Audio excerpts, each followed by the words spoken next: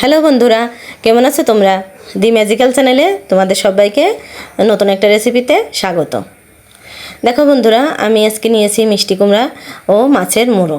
এখানে নিয়েছি আমি রুই মাছের মুড়ো, পাশের কাটা, তারপর হচ্ছে দু একটা ইলিশ মাছের মুড়ো ছিল, আমি সে দুটাও নিয়ে নিয়েছি। ইলিশ মাছের মুড়ো দেওয়াতে হবে ঘ্রাণ, আর রুই মাছের মুড়োতে হবে স্বাদ। স্বাদে ঘ্রাণে একটা অনবদ্য রেসিপি তোমাদের সঙ্গে আজকে আমি শেয়ার করব। তো চলো শুরু করে দিই। মাছটা আমি খুব ভালোভাবে লবণ হলুদ মাখাবো। এখন হচ্ছে কড়াইয়ে একটু সরিষার তেল গরম করতে দিয়ে দিলাম। এখন মাছের মুড়োগুলো আমি একটু সুন্দরভাবে ভেজে তুলে নেব। এই যে কড়াইয়ে এই চারপাশ দিয়ে আমি দিয়ে দিচ্ছি। এখন এগুলো উল্টে পাল্টে আমি খুব সুন্দরভাবে লাল লাল করে ভেজে তুলে নেব।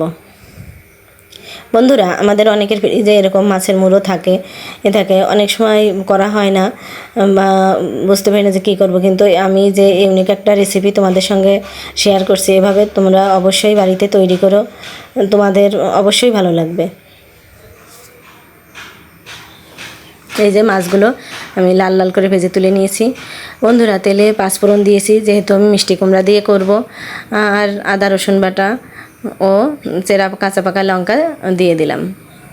এখন মশলাটা আমি একটু কষিয়ে নেব। আমি 2টা তেজপাতাও দিয়ে দিলাম। এখন এই যে মিষ্টি কুমড়াটা আমি লবণ হলুদ দিয়ে রেখেছিলাম, সেটা দিয়ে দিলাম কড়াইয়ে। মিষ্টি কুমড়াটা খুব সুন্দরভাবে আমি ভেজে নেব মশলার সঙ্গে। এখন এই যে ভেজে রাখা মাছের কাটা মুড়োগুলো আমি দিয়ে দিচ্ছি। এখন একটা ঢাকা দিয়ে রাখবো 10 মিনিট। এই যে বন্ধুরা, 10 মিনিট পর চলে আসলাম। দেখো কুমড়োটা কি সুন্দর মজে এসছে। এখন কুমড়ো ও মাছের মুড়ো কাটা একসঙ্গে আরও একটু কষিয়ে নেব।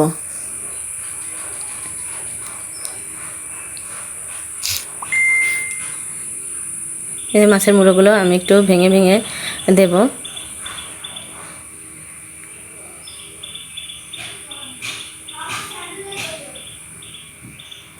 বন্ধুরা, তোমরা এভাবে মিষ্টি কুমড়ার সঙ্গে মাছের মুড়ো করে রেসিপি তৈরি করে খেয়েও অবশ্যই তোমাদের ভালো লাগবে।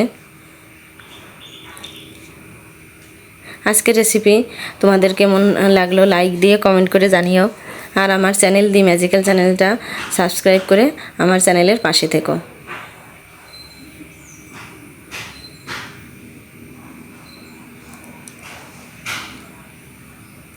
বন্ধুরা, একটু মিষ্টি কুমড়া দিয়ে তৈরি করছি, সেই কারণে আমি একটু চিনি দেব।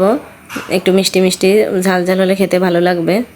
এই যে ভাজা মশলা ও গরম মশলা একসঙ্গে বেটে রেখেছিলাম আমি, এখন এটা দিয়ে দিচ্ছি। ভাজা মশলায় ছিল জিরা ধনিয়া আর কিছু বাড়তি মশলা দিইনি, আর এলাচ দারচিনি লবঙ্গ এগুলো একসঙ্গে বেটে দিয়ে দিচ্ছি।